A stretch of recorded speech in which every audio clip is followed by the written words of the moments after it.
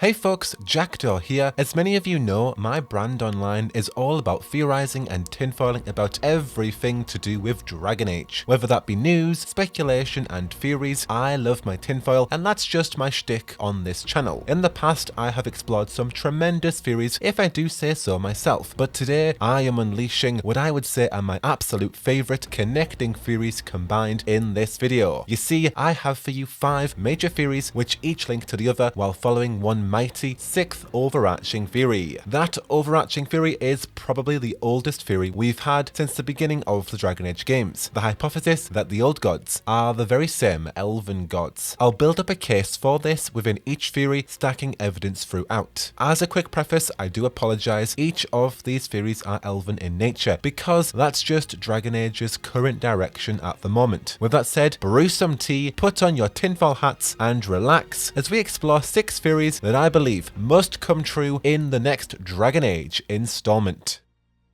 Voice ringing with fullness from both worlds, guiding me to the shining places. He calls himself Pride. Old pain, shadows forgotten from dreams too real. This side is slow and heavy, but here is what can change. Wisdom knows enduring is pain.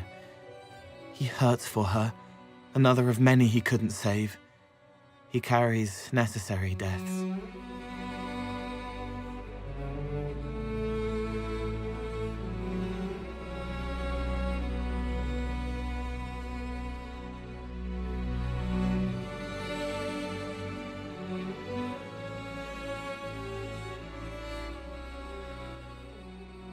To fully explain my initial hypothesis, let's go back to the ancient times of Arlathan, when the Elven god of rebellion, Fen'Harel the Dread Wolf, tricked and banished the other Elven gods who had murdered Mafal, the Allmother of the Elven pantheon. Once Fen'Harel discovered that in a lust for power, the Elven pantheon betrayed their queen, Fen'Harel banished his fellow gods to an eternity of torment. He did this by creating a veil between the waking world and the dreaming world. In their hubris, the Evanuris threatened to destroy the entire world, so Fen'Harel chose the lesser of two evils and paid the ultimate price by creating the veil. In one foul moment, the Elven Empire was sundered, their entire reality was split. Foundations built on magic crumbled away. The ancient elves lost their immortality, and most importantly to its entire theory, as I believe it explains everything, Solas said, "The veil took everything from the elves, even themselves."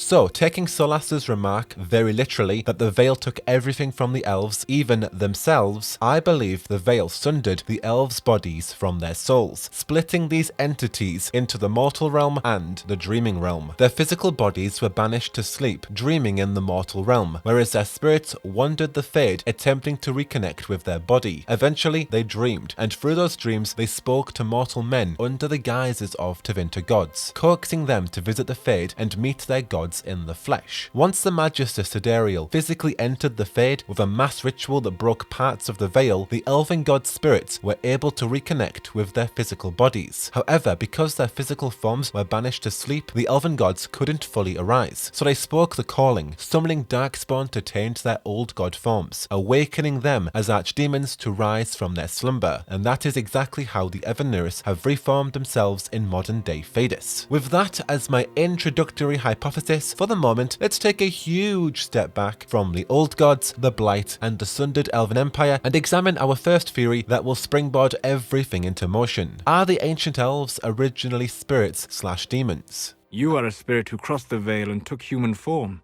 Spirit or demon? The two are not so dissimilar, Cole. While the world may exert a pull in one direction or another, the choice is ultimately yours. As we know, spirits and demons are powerful entities that live in the Fade and embody a specific human experience as their entire identity. Many Theodosian cultures believe that spirits and demons are the first beings of Thedas. Particularly, the Chantry teaches that spirits were the Maker's first children and demons were born from spirits who envied their creator, thus explaining the old gods. Following that belief, in quite a hegemonic manner, the Chantry perceives and divides spirits and demons by their purpose. If a spirit follows a quote good virtue, like justice, justice or faith, it is a spirit. However, if a spirit follows a quote evil virtue, like pride or desire, it is a demon. The Chantry also teaches that the nature between spirits and demons is often depicted like a flip of a coin, that a spirit can easily be twisted into becoming a demon, and therefore should be viewed as dangerous. Despite the Chant of Light's teachings, the Chantry's history extends to a time after the Veil, not before. They don't know the true nature of spirits, demons, and how the world used to be before the Veil. Also, the Chant of Light teaches that it was the Maker who created the Veil before he created men. But as we know, this is false, as it was Solas who held back the sky and created the Veil. So disregarding the Chant of Light, because we have just disproven aspects of it, Solas believes there's a much deeper understanding on the nature of spirits and demons, that they're not so black and white as the Chantry perceives. While Solas does recognize demons, he believes that spirits and demons are the same, not to be divided. In fact, Solas blames modern conceptions and radical views for corrupting spirits into demons. For example, a person may encounter a spirit, expecting it to be evil or a demon, and that spirit may twist its purpose to suit those human expectations. In essence, it is the Chantry's fault for labeling spirits as good and demons as evil, when in reality their nature is much more ambiguous. Moreover to this theory, it's certainly interesting that Solas feels that way, because quite ironically, just like spirits and demons exemplifying a human experience, Solas has a lot of relation to wisdom and pride. In fact, it would seem that all the ancient elven gods have some correspondence to specific virtues, exactly like spirits and demons. For example, Falon Din, the elven god of death and fortune, had a huge association with vanity, which is almost similar to desire, like a desired demon. Even further, Mafal, the all-mother of the elven gods, had a huge association with justice, exactly like a spirit of justice. Now, not only do a few of the Evanuris correspond with a specific virtue, but a few of their names also translate to a virtue. For example, in Elven, Solas literally translates to pride, exactly like a pride demon. Even more groundbreaking, Elganan, the All-Father of the Elven pantheon, has his own Elven translation. Elga means spirit, and Nan means revenge or vengeance. Therefore, Elganan means spirit of revenge or vengeance. This translation directly supports my spirit theory. It's literally confirmed with this example, but we've got a lot more evidence to examine. Most interestingly, Mafal, who has been depicted as the elven god of justice, has recently taken a side of vengeance, perhaps showcasing that her nature has changed, just like a spirit's purpose changes when becoming a demon. Exactly like how Anders' suppressed anger warped justice into a demon of vengeance. It is even more coincidental given Elganan and Mafal's relationship and their representation of both justice and vengeance. She was betrayed as I was betrayed, as the world was betrayed. Mythal clawed and crawled her way through the ages to me, and I will see her avenged! Morrigan once stated that Mafal was the deliverer of justice, protector of sun and earth alike, and that she was equally dark and vengeful. Solas challenged Morrigan and said that according to the oldest accounts, Mafal was both of these and neither at the same time. Perhaps this blurred dynamic between good and bad virtues was the true ambiguous nature of spirits and demons before the Veil. If so, then Mafal and Solas could be the perfect representation of what spirits used to be like in the ancient times. Supporting this spirit theory further, when Mafal was slain by the hero of Ferelden, she didn't die. This is because she placed a piece of herself in an amulet before her physical form was killed. She only survived by doing so. This proves that presumably, just like the rest of the elven gods, Mafal is a spirit made up of multiple aspects. Despite the death of her physical bodies, her essence has always found a way to endure. This also connects with the death of a tainted old god. When an archdemon is slain, its physical body dies, but its spirit clings for a way to live on. It finds the closest blight-related entity and reforms itself with a new body. Curiously, in some world states, Themiel, the archdemon that was defeated in the 5th Blight, is still alive, its essence contained within Mafal. But that's a topic for later. Ultimately, we have the biggest case to support this spirit theory, when Solas was hypothetically given a physical body to join the world at Mafal's behest. Now, this is also a theory, but I feel like it's practically confirmed because of how blatant this theory is. Essentially, Solas was once a wisdom spirit navigating through the Fade, enjoying life until Mafal asked him to join her in a physical body. This theory spawns from a dialogue that Cole stated. He did not want a body, but she asked him to come. He left a scar when he burned her off his face. I'll be talking about the bodies part of this dialogue in another theory, but as this one goes, it paints the image that Solas was once a full spirit until given a physical body by Mafal, showcasing that, perhaps, the Evanuris were originally spirits who later inhabited bodies. Solas's nature in this dialogue sounds very similar to Cole's, a spirit who was given a body. Given his nature, perhaps the Evanuris' true nature could be similar to Cole, or as a similar idea, they could be like Anders. Anders was a host who had a spirit of justice/vengeance living freely with him, whereas Cole was a spirit living independently inside an already established physical body. Barefaced but free, frolicking, fighting, fierce. He wants to give wisdom, not orders. If not like this, then perhaps the Evanuris' spirit-like nature could be something completely new and different. For example, after the Inquisitor drank from the Well of Sorrows when poking Solas about the Elven gods, you could have reminded Solas that he said he didn't believe the Elven gods were gods. He then replied with, I don't believe they were gods, no, but I believe that they existed. If not gods, then mages. Or spirits. Or something we've never seen.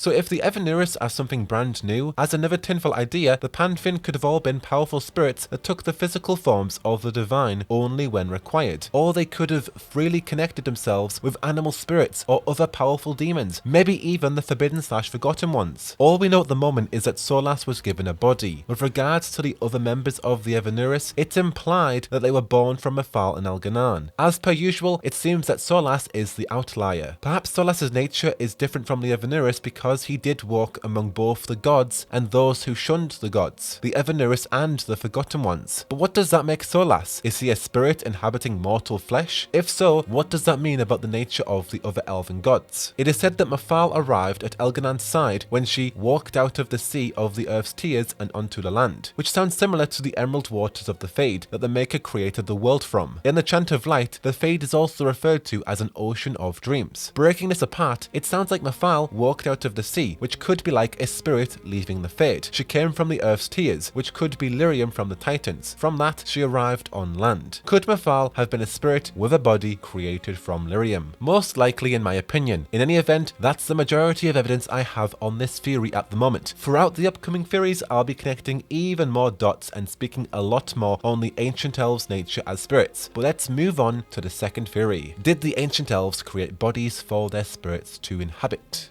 I'm going to kick this one off with my hypothesis. I believe the Ancient Elves hunted and mined the Titans so they could create bodies from their blood Lyrium to physically inhabit. Lyrium's unique properties are one of the reasons the Elven Empire became so powerful. The Elven gods transferred their essence into their own Lyrium-created bodies, explaining their spirit-like nature and how indestructible the Elven gods became. We've seen the power of what raw Lyrium can do when imbued on a person's flesh. One can imagine the power of spirits living in a body made from Lyrium. As another side point, perhaps when Andrul hunted the Forgotten Ones in the Abyss, she brought back with her the Blight. In the process of her hunt, she became madder and madder. She wore armor of the void and howled things meant to be forgotten until Mafal sapped her power. If Andrul had a body made from Lyrium and she became blighted, and red Lyrium is blighted Lyrium, perhaps Andrul became a red Lyrium abomination, extruding her madness, explaining the connection between the Blight and Lyrium. Well, that's a bit of a stretch because, as we know, red Lyrium does largely take its effects once ingested. I still do have plenty of evidence to support this Lyrium bodies theory. The first case I have relates again to the theory that Solas was once a full wisdom spirit who joined Mafal with a physical body. If we go back to Cole's dialogue,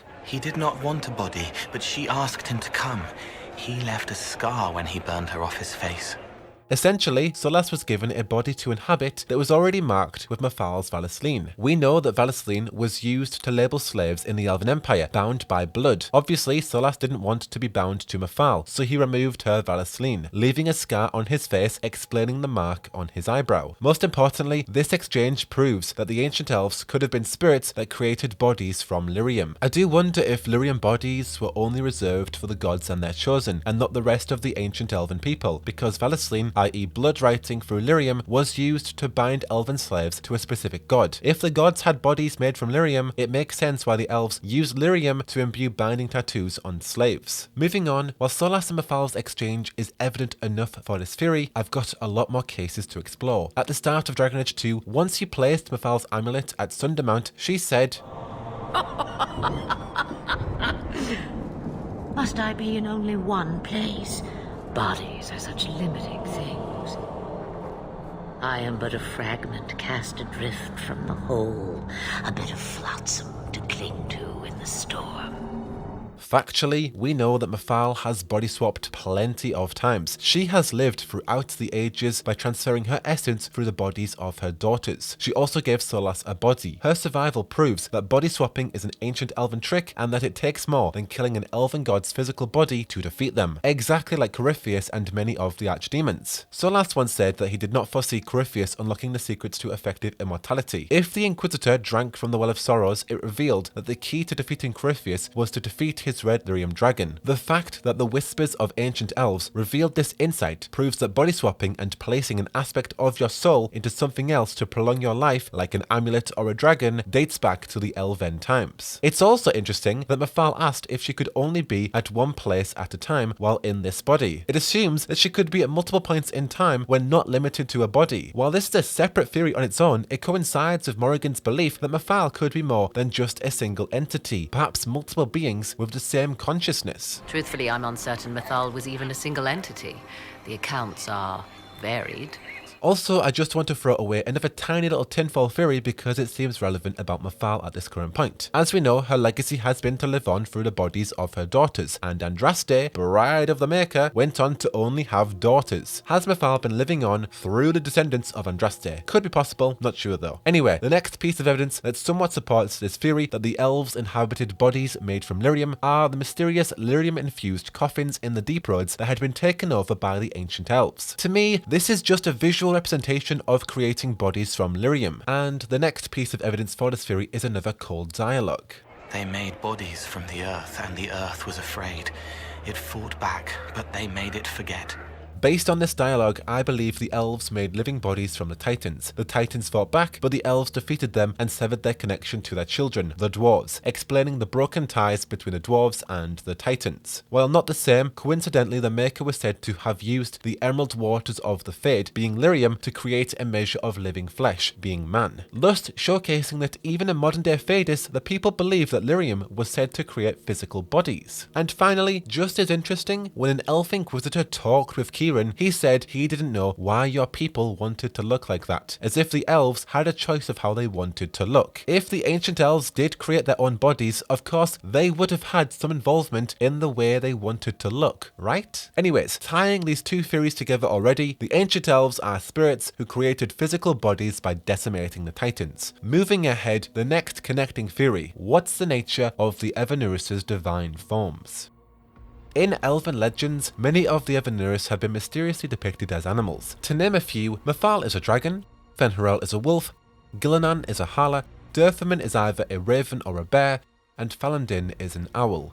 Yet very little is known about the symbolism and nature of these animal depictions. In my research, I've only found a few lore nuggets on this topic. It's largely a lot of speculation. Nevertheless, I have found something very interesting about the animal portrayals in Elvenan, and that's an ancient Elven codex that spoke on the Evanuris having a divine form reserved for them and their chosen. At one point, a sinner belonging to Durthaman dared to fly in the shape of the divine at the urging of Gillinan. He begged protection from Mafal and was judged by Elganan. Most importantly, the fact that Durthaman's sinner flew in this form assumes that the divine form in this codex is a flying creature. Considering Mafal was the all-mother of the Pantheon, who quite happily took the form of a dragon, I'm going to assume that the form of the divine in the context of this codex is a dragon. The writing did specify, quote, a form reserved for the gods, end quote, which is plural, so I wonder, did each of the gods have their own divine form exactly like their own animal depictions? Or are dragons the only divine form belonging to the gods? Moreover, the codex mentioned that the divine forms were reserved for the gods and their chosen. I imagine those who drank from the Well of Sorrows and the other elven wells would have been seen as their gods chosen. When Morrigan drank from the well, she gained the ability to transform into a dragon. This illustrates that there is some sort of spiritual connection to unlock these divine forms. Like, legit, Morrigan had to bind herself to Mafal, showcasing that it was amongst the elves most elite that could take these forms. And while I'm on the topic of the elven gods chosen, there are many codexes explaining showing that each elven god had their own champion who served their master's every wish. There's also a codex about the Emerald Knights in the days of Elven Hallam Sharal, who had wolf companions never leaving the side of their chosen knight, exactly like the bond between the elven gods and their champion. To commemorate the memories of the ancient wolves and the Emerald Knights, statues that we know also depict the Dread Wolf were constructed. Given that the animals in this codex were wolves and their statues resemble the Dread Wolf, this to me prominently displays that Fen'Harel potentially had a champion who either was a wolf or could take the form as a wolf like Solas. So, did each of the elven gods have their own distinct champions who, exactly like the elven gods, could take the shape of their own very specific divine form? I think that's definitely probable. While it's certainly a mystery, I wonder how exactly these divine forms came about in the first place. Could the Evanuris have connected with powerful animals or demons, exactly like the Avar who created Hakon Winter's Breath, a spirit who inhabited a powerful animal? In Hakon's case, that was a dragon. In the context of the elven gods, Gillinan created animals that none had ever seen. What if the Evanuris had joined themselves with powerful animals created by Gillinan? If so, perhaps Gillinan created the Dread Wolf, among other elven god forms. I could throw more guesses out there, but in truth, I don't rightly know. But what I do know is that when the Veil was created, the elven gods were split. Their bodies were sundered from their souls, which fundamentally explains why the Evanuris are locked away and cannot rise. The main reason I am so fussed about the elven gods and their divine forms, of course, regards Solas and his Dread Wolf counterpart. There is no clear indicator at the moment if his Dread Wolf form is a shape-shifting transformation, a separate entity, or something completely different. For all we know, maybe the Dread Wolf's nature changed after the Veil's creation, but at the moment in modern day Thedas, where it seems most relevant, there is more evidence proving that the Dread Wolf is a separate entity split from Solas. For example, there's a codex on the treachery of the wolf, which revealed a warning from the Evanuris asking the elven people to be aware of the forms of Fen'Harel, which assumes that Solas had many different forms whenever this memory was set. The codex detailed a terrible danger, a wolf with slavering black jaws and pits for eyes. The Evanuris were stood in a ring around the wolf as if preventing it from attacking. And then we have Tevinter Nights, which revealed a lot more about the nature of the Dread Wolf. The wolf was verbatim described as a spirit so great that it shook parts of the Fade, which is honestly enough to satisfy my entire conclusion. But there's more. The Fade was said to be the Dread Wolf's natural home, and spirits there serve him gladly. So, is Solas roaming the mortal realm while the Dread Wolf dominates in the dreaming realm? Is this the current nature of the Dread Wolf, a pride-like demon manifested to Solas's will in the Fade? Most likely it would seem, but let's not get too ahead of ourselves. I think it's fundamental that I uncover how exactly the Evanuris were split from their physical bodies and what that could mean for Solas and the Dread Wolf. With that, let's explore the next theory. What happened when Solas sundered the Elven Empire? They killed Mythal. She was the best of them. She cared for her people. She protected them. She was a voice of reason. And in their lust for power, they killed her. A crime for which an eternity of torment is the only fitting punishment. Okay, so now we can delve deep into the meat of this theory and start answering some questions. Finally, when Solas created the Veil, he split reality itself. Gilderfallen, the archivist spirit in the Via de Fara, shared that the waking world and the Fade were sundered due to the creation of the Veil. This means that they have split apart and separated from each other, which explains the fractured and dysfunctional Thedas we experience today. Yet the Great Quickening didn't stop just there. How could the Dread Wolf cast a veil between the world that wakes and the world that dreams? The Evanuris will send people. They will save us. When have you last heard from the gods? When the veil came down, they went silent. What is this veil? What has Fen'Harel done? If we get out of here, I will end Fen'Harel. After he held back the sky to imprison the gods, the Dread Wolf disappeared. Lies. We must tear down the veil. The cities, the pathways. Without magic, they're crumbling. You're wasting your time. Fen'Harel's veil has turned our empire to ruins.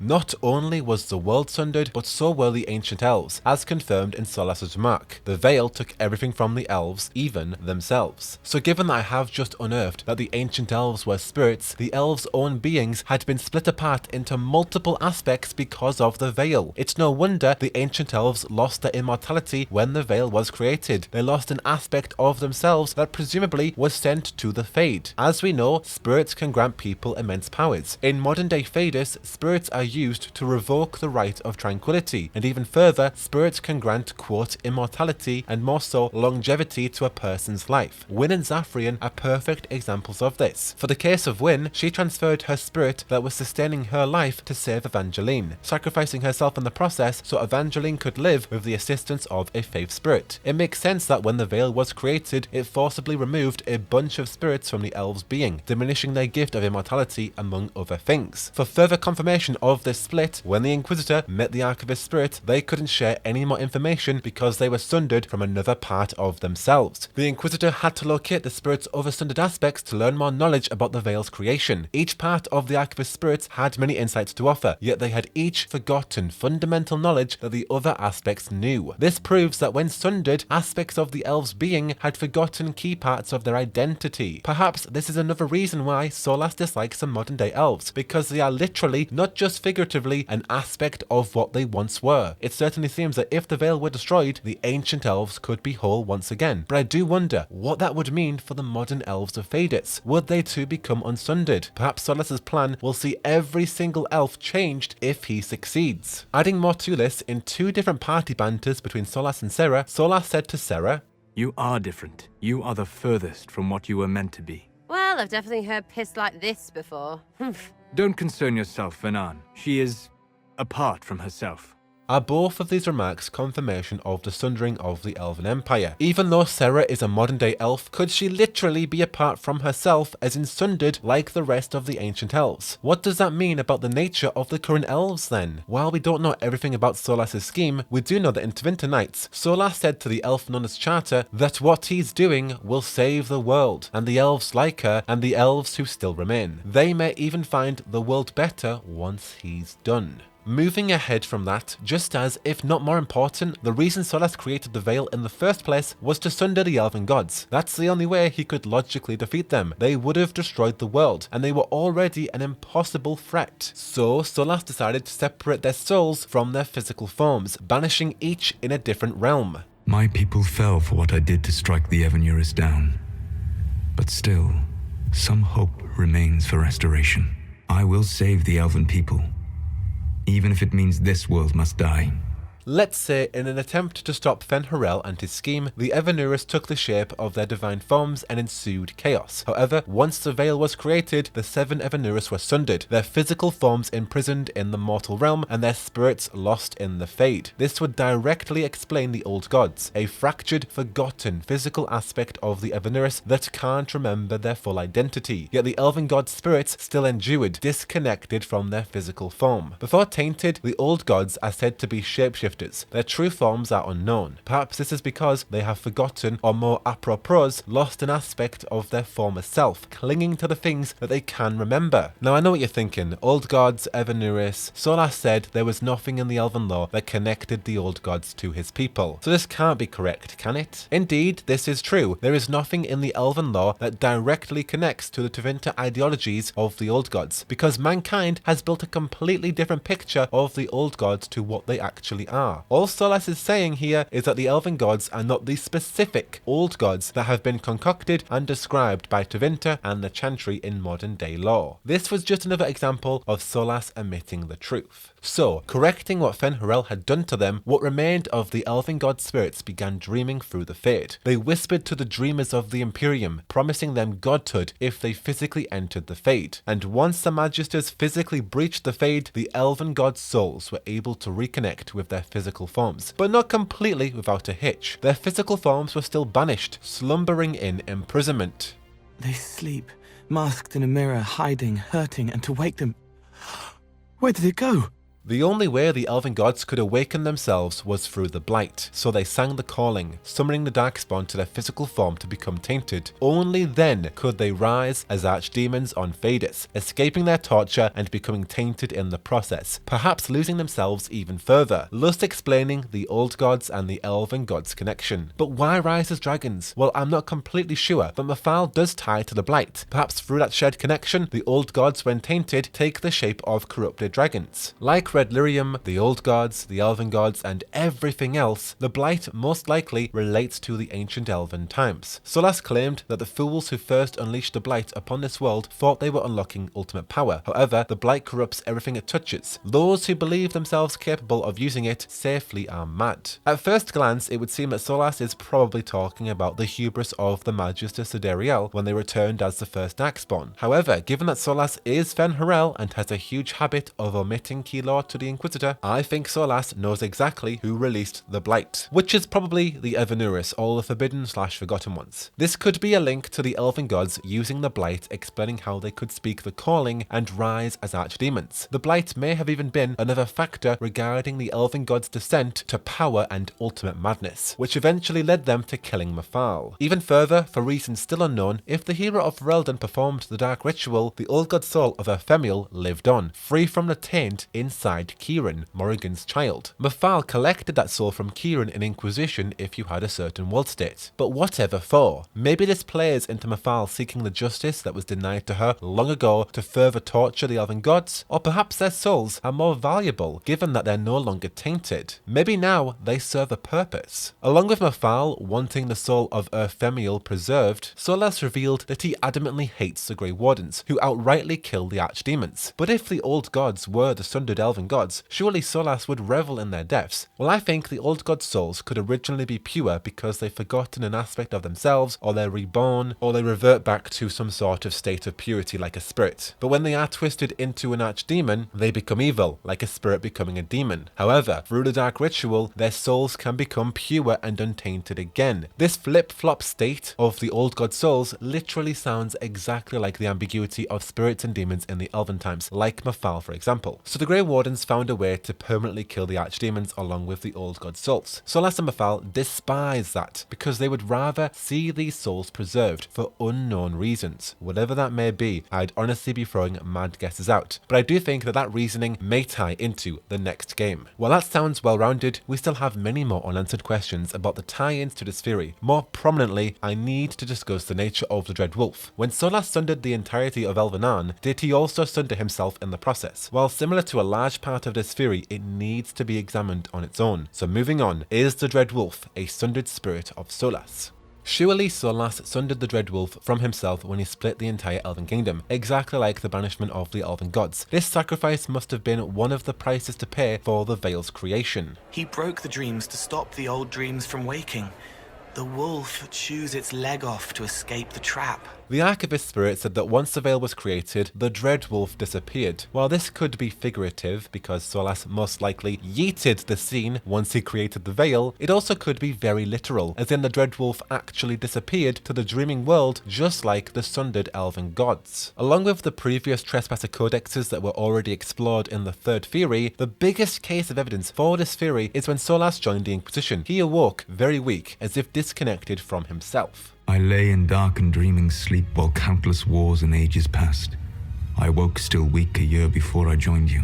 Solas couldn't unlock his orb with his power. He also needed some of Mafal's power at the end of Inquisition to ensure his scheme could continue. Perhaps through their exchange, Solas unlocked Mafal's ability to rise like a dragon. Needless to say, Solas was as weak as an elven god could be when disconnected in the mortal realm. So, has Solas been split from the Dread Wolf since he created the Veil? Or more relatably, was Solas just really tired from his long slumber? The second biggest case to support that the Dread Wolf was sundered relates again to Twinter Knights. Like I explored before, the Dread Wolf Take-You revealed a very real, scary Dread Wolf spirit lurking in the Fade with hordes of lesser demons, tearing apart mortals who disobeyed and disrupted his scheme. The wolf spoke about his idol, the ritual that he has planned, and disowning those who dare bind spirits in the future. Based on the description of the wolf as a spirit that shook the entirety of the Fade, most assuredly, the Dread Wolf seems to be a spirit sundered from Solas. If true, I do wonder about the major differences between the Dread Wolf and the Elven God's sundered physical forms. Perhaps the Dread Wolf's nature is different than the Evanuris because his form wasn't banished to an eternity of torment like the Evanuris's were. Instead, it was just sundered from Solas and sent to the Fade. With that concretely uncovered, I wonder if another huge aspect of why Solas seeks to destroy the Veil is because he wants to become whole with the Dread Wolf once again. The entire point of the Dread Wolf rising is essentially because it was sundered in the first first place. If the Veil was destroyed, the Dreadwolf would be set free on both realms. Solas would be able to join with it again as illustrated in the Dreadwolf Rises mural. With that in mind, if Solas destroyed the Veil and reunited with the Dreadwolf, no doubt the Evanuris, in whatever form they are, would also be awakened. Most likely, the Elven gods will be released as untainted old gods for the first time, not as archdemons following a blight, whatever that would even look like. Is this what is illustrated in the Dreadwolf Unveiled mural?